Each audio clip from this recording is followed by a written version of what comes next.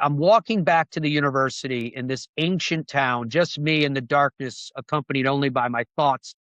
And this man pops out from somewhere. I didn't see where he came from, but he emerged through the low stone walls. And he said to me, pointed to my chest, that he said, "Great commentary today."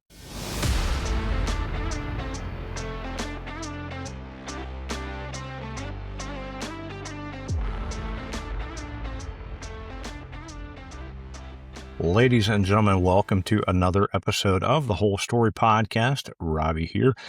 I'm introducing you to an episode that we did back on May 4th, 2023. Yeah, this one's over 3 years old. It was actually episode number 6 in the history of the Whole Story, where Jonathan and I kind of, brand new podcast, two guys from the outside of the world of golf, reached out and we hit a home run. We interviewed Matt Adams. You guys know who Matt Adams is. Fairways of Life, Golf Channel, all over the golf world. He's been in the golf media for a long time. He does incredible work. And for some reason, he said yes to us over 3 years ago, when we were just getting started with Best Ball and the Whole Story. So we're doing a flashback episode. We've been doing different media folks in this month on our Monday specials. But we wanted you to hear this story, because I know not everybody has gone all the way back in the archives and listened to every one of our episodes. And this one deserves another listen, or a listen for the first time for sure. So hope you enjoy this episode with Matt. Real quick, as always, we're brought to you by our friends at Summit Golf Brands, Beadrati, Zero Restriction Fairway and Green. As you know, they are the apparel providers for the President's Cup. So go check out all the different things that the teams, both the U.S. and the international team, will be wearing come September. And if you use BestBall 20, you can save 20% off your order. So let's give it up and give it a good listen to this episode from over 3 years ago with our friend Matt Adams. Y'all enjoy. If you can see us, if you're watching our YouTube channel, you can see who this is. Face that is very recognizable. If you're listening, the voice will be recognizable, because he is, as some people have described, one of the greatest interviewers in golf. He's interviewed anybody in the world of golf you can think of. And so it's an honor to have Matt Adams join us on the show. Let me read off a couple things. New York Times bestselling author. You can watch him every day during the week on Fairways of Life. So check out fairwaysoflife.com. He's got a YouTube channel. You can watch him there on the Golf Channel all the time. He's an equipment expert, anything and everything in golf, right? And then for some reason he said, yeah, I'll come on the Whole Story Podcast and tell some stories. So Matt, as we get rolling here, how often, or do you ever get interviewed? It seems like you're always the one asking the questions. Jonathan, Robbie, thank you for having me on. I don't get interviewed all that much, to tell you the truth. It's not kind of natural to me. The natural thing for me is, I guess, to ask the questions more so than to give the answers. So I would say relatively no, not a lot, but when somebody asks, I'm happy to do it. No, we really appreciate it. Well, I guess let's just ask from the beginning. Like, how did you get involved with golf? Like, what was your first entry level into golf, and how'd you get into the business side of it? My entry into the golf was on the green grass side. And my first job in golf was working for a little 9-hole course up in northwestern Connecticut called Lake Warramog Country Club. I was working for a head professional. He was a PGA professional, but he was also the GM, named Joe Matus. And I was just a kid, and I, you do everything, right? You're from running carts to if you have to, you're gonna rake bunkers, whatever. And he needed help on the club side, so I would work all summer, and it kind of evolved where I was there because it's multiple years, right? You're going from high school into college, et cetera. And I got to know the place so well and what he needed and his style that, by the time I graduated college, I was officially the assistant GM of this club, so it was like, you're in school with a bunch of buddies and you're going out to grab beer at 50-cent draft nights. And during the summertime, I remember finishing, guys. Now this is the 80s. I was making $750 a week. It was like a king's ransom. So that's how I got into the game initially, was just on the green grass side. But when I graduated college, I went to Providence College. When I graduated, my first job was ESPN. So I kind of learned production and, worked with all these legends now. When you look back on them, the Chris Bermans, and I remember working with Tom Mees, rest his soul, and, all these different people. And the game of golf kept whispered in my ear. And so I took a job with a company that packaged events, that televised events that then they syndicated over networks then that were called Sports Channel. Now it might be MSG, New England Sports Network. Where are you guys? Where are you guys located? Jonathan's in Augusta. I'm in South Carolina. Okay, so you guys would be Bally's South, Southeast, as an example. Those would be the different affiliates. And while I was working for that company, one of their clients was a manufacturing company, golf equipment manufacturing company, and the guy had a heart attack, and they needed someone to come in and kind of run the day to day for this guy because he couldn't do it full time anymore. And they asked me if I'd be interested. I said, sure. And thus I was thrust into another kind of chapter of the game. And it was golf equipment manufacturing, where I spent years and years. Gosh, I built for McGregor, Links, Slotline, Ram, Wilson, Nicholas, Peerless, which was Palmer's line, and on and on and on. I tell you, basically, I killed every line that I ever manufactured for. When you think back on all the different names, and then we sold the company into Northwestern Golf. I worked for them in Chicago, and we built again. My expertise was kind of private label manufacturing, so we build these huge production lines for other people's brands. So that's how I got this kind of eclectic, weird mix. And after 9/11, our kids were very, very young. They were babies. And we decided we wanted them to go home. And I went back into the green grass side and started. What my job was to turn around distressed assets. But I was also general manager at Newport National up in Newport, Rhode Island. So a long-winded answer to the question you asked, but that's the reason why my background is kind of so diverse in the game. Yeah, I mean, that helps explain why you're an expert when they say, "Hey, let's talk about the new clubs and things like that." And yeah, all the things you were working on led to what they continue to develop today. So building blocks, right? Yeah, definitely. Very nice. Well, one of the things that I find very interesting and also jealous, Jonathan, we're gonna have to get in on one of these at some point, but you lead amazing golf trips and you take folks all over the world. You're heading out in what, about 3 weeks to go to Scotland? How did you Gosh, know yeah. that? Yeah, hey, man, we do our research here. And then you got, coming up later in August, I think you're going to Michigan, is that right? Yeah, we're going up to Boyne Golf in Michigan. The trip that's coming up in 3 weeks is based out of St. Andrews. Mhm. So we'll do the old course, and we'll do Kings Barnes, and we'll do all the courses in the area. But I wanted to bring them up to Cruden Bay. We're going to go to Carnoustie. We're going to go to Glen Eagles, and we had to play Glen Eagles because there's so many big events there. I covered a Ryder Cup there because I do play by play in Europe on the Yep. radio side. So I covered the Ryder Cup, but it was there, and then we covered the Solheim Cup, but it was there. And I was like, I got to bring people to this course. I want them to see it and get a sense of what it's like. So we'll do, I think, 10 rounds, if I'm not mistaken, on that Wow. trip, which will be a lot of fun. And I think those trips are unique because I call it a Christmas card, friends. You may show up as 24 different individuals. You're going to leave as 24 friends. And that's just the nature of those kind of trips. And it's the old course is so special. We were just working on it today, in fact, where we have this offer to visit the building where old Tom worked. When old Tom Morris died in 1906, if memory serves, it was either '06 or '08. When he died, what happened was there were two doorways. One was the loo, the toilet, and one was a staircase, and he chose the wrong one, and he fell down the staircase, and he was a very old man, and he killed him. So we're going to actually visit that building and get a chance to kind of see where he lived and worked and ultimately passed. And it's just that kind of history to me is amazing. I think history is so important.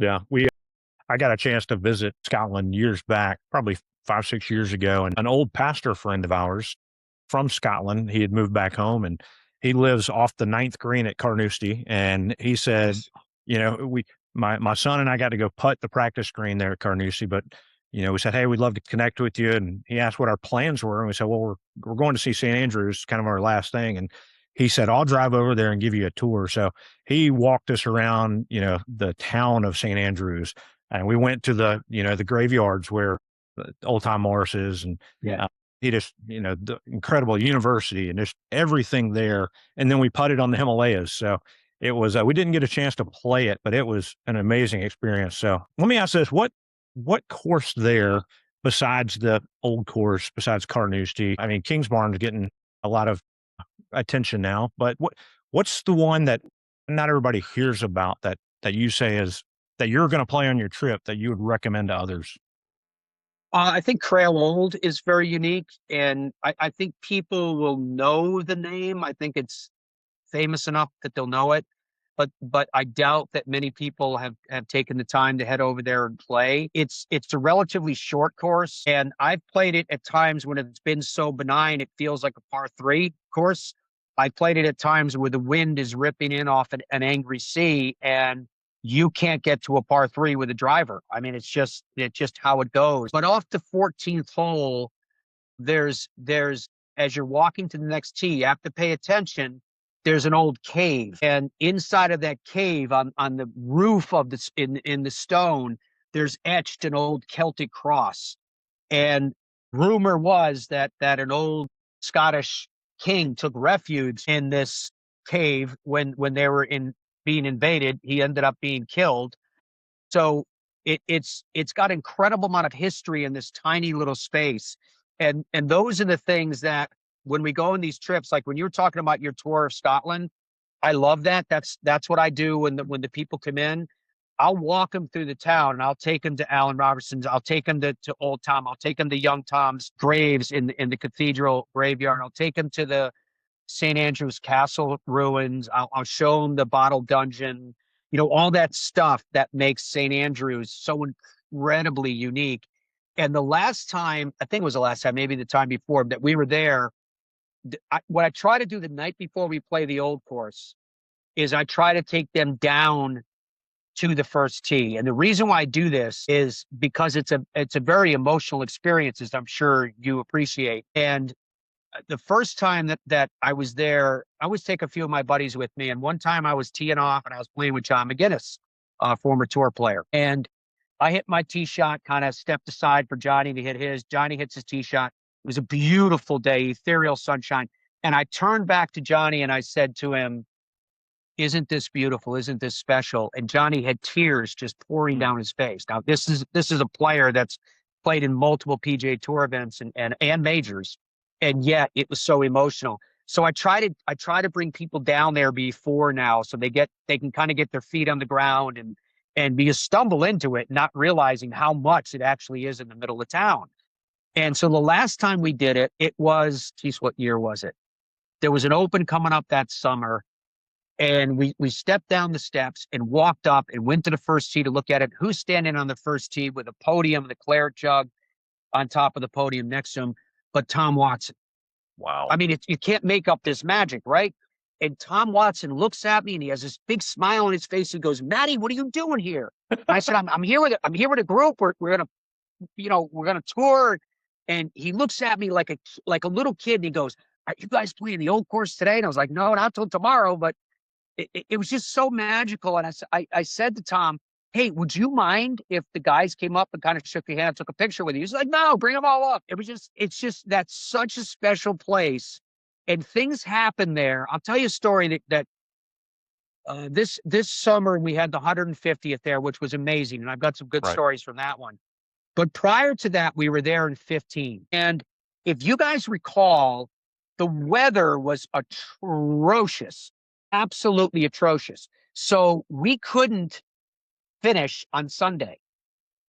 The event got pushed to Monday, and a lot of our crew ended up having to depart because they were, they're professionals and they're playing in events wherever they are around the world. And that was the year at St. Andrews at that year, I signed my contract with NBC. And so I can see it's getting dark here. I'm going to try to give you some some more light. Oh, you're fine. And so I signed my contract with NBC, and I thought that this could be the last time that I broadcast the Open. Of course, what a great way to go out if it was, in fact, at St. Andrews. So Monday dawns, we have the playoff. Zach Johnson ends up winning. All of that was very cool. And as that night, I have to go back to the media center, pack up all my junk. I had to do like 3 or 4 different like culmination shows. And then I had to walk back to where I was staying. I was staying at the dormitories of St. Andrews. Oh, wow. The university. Yeah. And so it was a misty night. It was cold. It was morose. It felt very much as if it was a reflection of my general aptitude and attitude at that point, because I was sad. I knew my life was going to change. And I was afraid that I was going to lose the one thing that was my favorite professional week of the year, which was broadcasting the Open for the World Radio.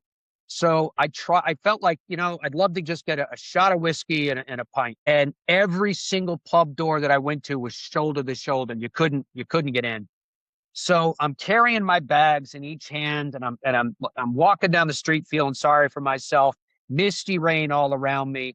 And the town, as you remember, Robbie, is defined by these knee-high, slightly higher than the knee, stone walls that are curved, arched at the top. And I'm walking back to the university in this ancient town, just me in the darkness, accompanied only by my thoughts.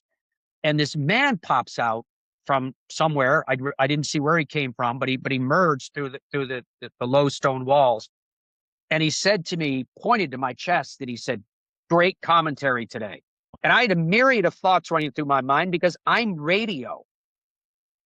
How would anyone know who I was? I'm thinking to myself, this man's mad. How could he possibly know? So I didn't say anything to him. I kind of reared back in disbelief. And I never said a word. The man reads my mind and he goes, "No, it matters." I kid you not. So I never said anything. I just stared at the man, and he picked up and off he went on his merry way. And I tell people that story, and they say, "Was he wearing a tweed hat and a big white beard?" I was like, "No, he was bald and completely drunk." But somehow, some way, in the magic of St. Andrews, at the time and place that I needed to hear exactly what I needed to hear, that happened. That's how special a place it is. That's awesome. Crazy. I think if I'm with that group, I'm glad you take me on the night before, because I would need a breakfast ball just warm it down. I remember the first time. I've only gone to the Augusta National really from a professional, and even just the first time, literally walking to the gate, not a hole, not trying to put a tee in the ground or anything else, just being there for that moment. I can't imagine trying to just be some guy who probably is a little jet lagged, if you're completely honest, because you're trying to accommodate from coming from somewhere else. So, well, you by far have had the best Twitter response when it comes to this question, but we like to ask everyone, what is your favorite hole in the entire world? Like, if you had one more hole to play, where would that be?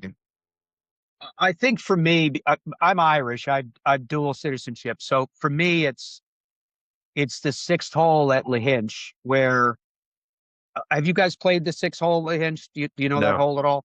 No, you told I'll us try about to it though paint- in your response, and it was Yeah. I'll try to paint the picture. I'm sure I won't be as eloquent as I was. But I honestly don't remember what I wrote to you, because I just answered you because you asked. But you tee off below this ridge of dunes, so you can't see where you're hitting. You have to know the line, or you have to trust the line given to you by a friend or caddy. And you hit up into a plateau, and the plateau arches from right to left off another ridge line of dunes that run down the right side of the hole. You cannot go too far. If you hit it more than from the regular tees from where we play, you might have 240, 250, but it's into the wind coming off the sea. So you effectively can hit it almost as hard as you want. But if the wind shifts and comes from behind you, from inland, then there is a massive, massive, massive hole. Look it up when you guys get a chance. And it drops about 3 stories down. And at the bottom of it, it's as if the devil himself made a bunker at the bottom. And it's not enough that you've fallen 3 stories in a hole, but now there's a bunker at the bottom just to add to your torment. And then the green complex it's relatively flat in some areas, but if you are wayward at all, it falls off dramatically to the left, and the left is just absolute death. It's deep, deep, deep marron grass and fescue grass there. And to the right, there's a series of bunkers that are waiting to devour your hopes. Behind it, though, is what's called Liscannor Bay. And Liscannor Bay, you can see out to the surf break that leads right to the Atlantic Ocean. And if you look close enough, you can see the Statue of Liberty off in the distance. It's absolutely stunning. There's an old castle ruin up to the right, about 2.5, 3 miles from town. There's the Cliffs of Moher that will change your life if you've ever seen them before. I always say a trip to Ireland, if it isn't life changing, it's at least life affirming. And that hole seems to embody all of it. It's just such a special, special place. A brilliant, brilliant par four by every measure. How many times have you been in the bunker? It depends on which one you're referring to. The one at the bottom of the hole, I have hit it a few times. The most aggravating way to hit it is when you hit the drive of your life and you miscalculate the end of the fairway and it trundles down into the pit. That's when you know you're reliving your sins. That's great. Yeah, no, your description of it in the response was great, but just to hear you talk about it, yeah, it definitely. I've never been there, but I did look it up after you sent it, and it looks amazing. Not the bunker part, but the hole itself. So. Yeah, there's a lot of death and destruction for it to be your favorite hole. But you know what? Maybe at the end, if you can make it, it sounds like if you can make it to the green, then it's worth it. It is. The hard part is if you're, because of the fact that the fairways, you can only go so far and you're cut off. So you can't overpower this hole. So you're going to come in, the best of the best in the best wind conditions may have an 8 or a 9 iron, but normally most people are coming in with a 5 or a 6. More so, there's people coming in with hybrid or a fairway metal. So imagine trying to hit that green I just described into the teeth of the wind off the sea. It's hard. No. Yeah, no, it'd be fun. I'm sure it'd be a learning experience for sure. It's one of those you'd have to play it twice and hopefully figure it out the next time. Yeah, I would agree with that. Yes. Yeah. So I heard this morning you're going to Charlotte this weekend. You're going to be at the Wells Fargo doing some broadcasting. Yeah. Are you doing it radio or TV? It's TV. It's PGA Tour Live, which is on ESPN Plus. Yep. And we'll have 4 different feeds. And for me, it's kind of like getting the band back together from the Sirius XM PGA Tour radio days, because my partner all week is Carl Paulson, and Carl is was playing in the Pro-Am today. And then our on-course reporter is John McGinnis, which is classic. And our producer is a guy named Jeremy Davis, was our producer at PGA Tour Radio. So it's literally getting back 4 old friends, and it's another one of those occasions which I have a suspicion you guys feel the same way about when you're doing this show. It's that you're really not working. Honestly, you're not working. You shake your head, because we would be, if we were sitting at a bar watching the Wells Fargo on television, we would be having the same conversations that the 3 of us are going to have. Yeah, absolutely. I think Carl Paulson, wasn't he? Didn't he go to South Carolina? Yes. That's where I went. So I've always enjoyed listening to him. Yeah. Fellow Gamecocks. So indeed. Yeah. No, that's great. I mean, I've been to Quail Hollow a few times. I haven't gotten to play it, but saw the PGA there, did not get up there for the President's Cup, but it's obviously a beautiful course. And yeah, so we'll ask at the end of our next thing who you think might win, if you're able to give us a prediction. But we'll jump in. We know we're interrupting family time. We appreciate your time, but we do a thing called Quick Nine. So we're going to do like a little rapid fire session. Jonathan, if you want to start us off, and if you want to give a short response, if you want to, expand in your answer, feel free to go. But Jonathan, why don't you kick us off? Yeah. So what is your favorite golf tournament to watch? My favorite golf tournament to watch would probably be the Masters. My favorite golf tournament to be at is the Open, but my favorite golf tournament to watch would probably be the Masters, just because there's so much happening in so many different places. Everyone assumes that when we're on site, we have the best seat in the world, the so-called front row seat. But from the front row seat, you can't see what's going on in other holes. So yes, I enjoy the fact that when you're able to take it in from a television perspective, we're able to see it in all of its entirety. So it would be the Masters for me. All right. Well, it's similar question, or not similar question, but you said the Masters. In your opinion, does Rory ever win the Masters and finish off the Grand Slam? You know, Rory has all of the physical tools to do it, as everybody knows. It's just that Rory is far more of an emotional player than I think people realize. In 2019 at Royal Portrush, I was assigned to Rory both Thursday and Friday. And I remember seeing his father, Jerry, on the rope line and speaking to him and saying, "What's going on with Rory?" And he told me that the pressure was too much. The expectation was too much. The emotions of it was just too much to have the open in his backyard and where he grew up. And so I think that there's a lot of ways when we see Rory McIlroy, we forget how emotional a guy he is. So the emotional weight of Augusta, I think, is mighty. However, in answer to your question, Robbie, do I think that Rory will eventually win at Augusta? I actually do. But I think the time that he's going to win at Augusta is after Rory thinks he can. Hmm. Well, from the well-named or well-known name, who is the next great golfer that we don't know yet? There's so much talent out there. I mean, you look at someone like Brandon Wu that factored in this weekend with a double bogey late to finish third within a couple of strokes at 19 under. Uh, and that's a player that I would bet if we went out and canvassed most golf fans, you'd be lucky if 80 had any clue who he was. But I would guess that it would be closer to maybe 20, 25%. And it's an illustration of how good these players are. There are so many players that are like that when you look at them, I would suggest that if we're really going to farm for the future stars of the world of golf, be it the PGA Tour or DP World Tour or Live or whatever tour we're talking about, go to collegiate golf. And what you're going to notice at the collegiate level, even at the junior level, is that the ranks are getting deeper. The amount of work that they're doing with players on speed generation is so impressive. Tom Kite told me years ago that his advice to parents who are trying to teach their kids the game of golf is hit the ball as hard as you can. We'll find it later on. We'll work that part out later on. These young people can not only hit it straight, but they can also hit it tremendously far.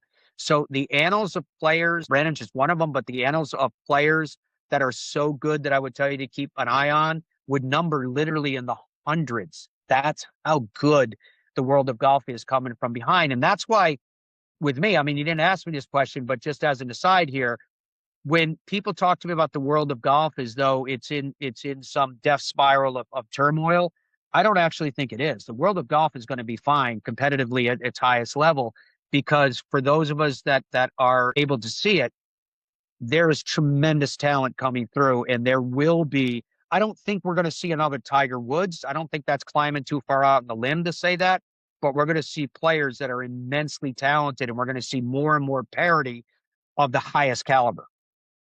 Yeah, I agree.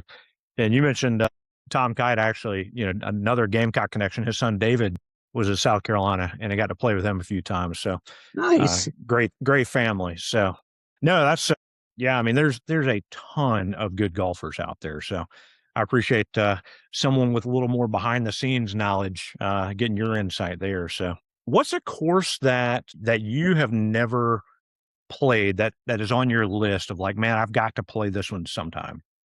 Well, I won't give you a course because there's many in the area, but I'll give you two regions that you'll probably be disappointed in me when I tell you this. But I've never played in Cabo, and I've never played at Bandon. So those are two places that I would love to go to. I would love to see. I'd love to play golf there. I've heard nothing but wonderful things. It's just it's a little bit hard for me. It's not like violin playing here, but because my show's a morning show, it's hard for me to go west and play courses. So we haven't made much of an effort at it, and I need to. I don't know about you guys if you've been to Cabo and play golf, or you've been to Bandon and play golf, but if you have, I'm envious, because those are the two areas I tell you I'd love to go to. I just got to go to Cabo in January, February and played on a. How was it? Oh, well, honestly, the taco stands were the best part. I think so every 3 or 4 holes, they just have this static taco stand. So, like it's Cabo, right? So you grab a drink, you grab a breakfast taco after like the third hole, come back around before you head to the back, number 7, grab another taco, another drink. And then on the back 9, do the same thing. If I were designing a golf course, the first thing I'd say is where we put the tacos. Yeah. It was Beautiful. it was great, and I mean, I don't play golf probably near as well as you or some of the folks you hang out with. So by the time that, I'm just having a good time with buddies, we're out there. That's awesome. And you get to go out there and, get in the violin aspect, right? You're not playing good golf, but then you're also standing there watching the ocean come in. You're on a green. And at the end of it, you're just going to go back to the resort and have more fun. And yeah, there was nothing not bad about it. So That's awesome. of course it was, but I'd go to all of them. There's a couple of them that we saw while we were out whale watching where literally the greens are on the edge of cliffs. And I'm just thinking that looks perfect. Like I'd go give that a try. I mean, I hope it don't fall. It'd be great to go give it a try. So yeah, I hope to go someday just to try some of the other courses down there. Awesome. So what is your best golf score since, you basically been an equipment pro for 20, 30 years now? What's your best score? Yeah, probably right around par, maybe a little under. The interesting thing is, the weird thing is that for years I was actually categorized as a professional because of what I did. The USGA changed that categorization a few years ago so that it was up until very recently, if you've ever been paid to endorse a product, or you've ever, in my case, designed a product, et cetera, there were a whole list of different areas that would, I guess, to use the proper terminology, violate your amateur status. And I violated all of them. And so I was officially of professional status. And so with that, you're still going to post scores, et cetera. So it was weird. Depending on the event, they either forced you to play as a professional, or they would allow me to have a handicap, which I really had. So it was changed just a few years ago, where I didn't do anything different. I've still lived my life the way I always do, but I'm no longer identified as a professional. So yeah, that's kind of how it changed. Very nice. All right. So knowing that you obviously are Irish and Scottish golfing expert, what is the worst weather you've ever played in? If I guess because I'm Irish, my answer to you would be I've never played in horrific weather. I've been horrifically unprepared for the weather, meaning that I didn't have the proper clothing and rain gear, et cetera, the waterproofs that are necessary. I do remember playing the 17th hole at Lahinch one day, and we got an absolutely serious hailstorm. It's one thing when you play there and the wind is blowing in hard off the sea, and so the rain moves sideways, and it hits you like little needles. That's okay; it's still water; you can survive. But when hail does that, it's another thing entirely. And I remember that the hail coming in hard, and we slumped our shoulders and carried on. And came in and complained about it. And I remember an old timer just absolutely riding us and saying, that's the game. The game of golf is nature. And whether it's hail or whatever else is going on out there, you just pull your collar in, zip it up, and get out there and do your business. So from that point on, I didn't complain. You aren't wearing the US Ryder Cup waterproofs from that 1 year they complained about them. 2010, when that happened at Celtic Manor. I was working that event, and I can tell you, in fairness, when they did, it was kind of funny when you saw the two teams, gear. The waterproofs of Team USA had this huge Team USA. I would liken their uniforms. It reminded me of something like Elvis would wear. And as you guys know, when you have a Gore-Tex material, when you put a logo on it, now the logos are they're a sticker that gets adhered. It's not thread. But in those days, in 2010, it was thread. And every time that needle pokes through, it puts a hole in the Gore-Tex. and there was so much thread on these everything. It was on the front, it was on the back, it was on the pants, it was everywhere. That when it was raining as hard as it rained when we were there, it went right straight through, and they got completely soaked. They actually had to go to the golf shop and buy new rain gear for Team USA. Yeah. No, that you're right. I mean, if you're not prepared, it'll either make or break your round. So yeah, that's great. Have you had a chance to hit any hole-in-ones in all of the golfing that you've done? Yeah, I've got a couple along the way, which was really fun. And one of them was at a Donna Ross course, which I love Donna Ross architecture. I love architecture that takes from the land that which it will give it. It's not. I don't like golf courses as much that are massively fabricated. So to see a golf course that's basically been built with picks and shovels and mules and plows, it blows me away, because they and particularly the way Donald Ross does it, because you'd see a topography that might move this way, or you'd have a low point and a high point and a valley in between, and Donald Ross always does the same thing. He puts the tee box at the low point and he puts the green at the high point, so that he'll take a hole that might have been stretched at 350 yards when he built it, and it plays equivalent to like 380, 390 because of the amount of elevation on the other side. That's the stuff that I love. I've always felt that if you go to a course, a really special course and a really well-designed course, then if you listen, you can hear the whisper of the architect. And when you stand on the tee and when you look at the hole, the architect's going to tell you, if you take this line, this is where you can have the greatest reward, but it's the hardest shot to pull off. If you take this line, it's your safest line. And so that's the kind of stuff that to this day, I'm blown away by. The ones that tempt you to try to pull the iron out of your club that you don't have, but maybe you want to give it a try that then. Right. And then, and it's exciting on the occasions, rare though they may be, that we pull it off. That's right. Or even if you're playing with someone that pulls it off, it's so much fun to see. It's just, again, part of what makes the game so special. Yeah. You get to talk about it forever. So you've done a ton of things in golf equipment, managing courses, broadcasting, media, and everything. Is there something in the golf business you haven't done yet that you want to do? I haven't done yet that I want to do. I don't really feel like there is, Robbie. I love everything that I do. I mean, I love hosting live coverage. I continue to work major championships. I mean, from a show perspective, you were talking about my daily show, Fairways of Life, which is a weekend national TV broadcast too. I mentioned the networks, the affiliates up by you guys.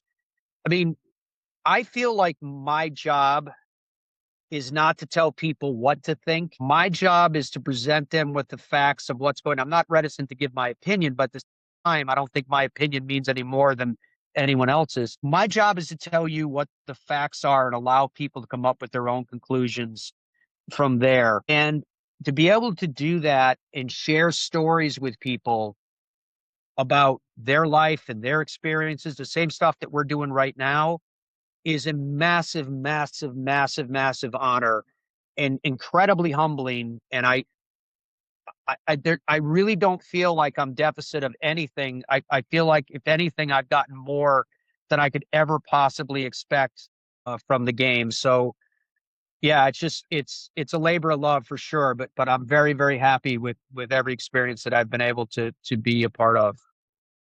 This week you get to be a part of one more. So the Wells Fargo Championship. Do you think there's going to be some good stories coming out of that? You see anybody that's maybe will catch us by surprise? Well, I mean, I think the one that I'm really interested in is Rory McIlroy, because I remember I was working the event for PGA Tour Radio. When he beat Phil Mickelson with a final round 62, I was assigned to the group in front of him. And I remember saying to my producer, was Jeremy Davis back in those days, who I'm working for this week on the TV side. And I remember saying, hey, do you mind if I hang here? I want to see Rory finish. And Rory, of course, drained that last putt to secure that number and win his first PGA Tour event. So the story of Rory McIlroy, the fact that he missed the cut at Augusta, and we were just talking about the amount of pressure and the emotions and the expectations that are all wrapped up in that experience.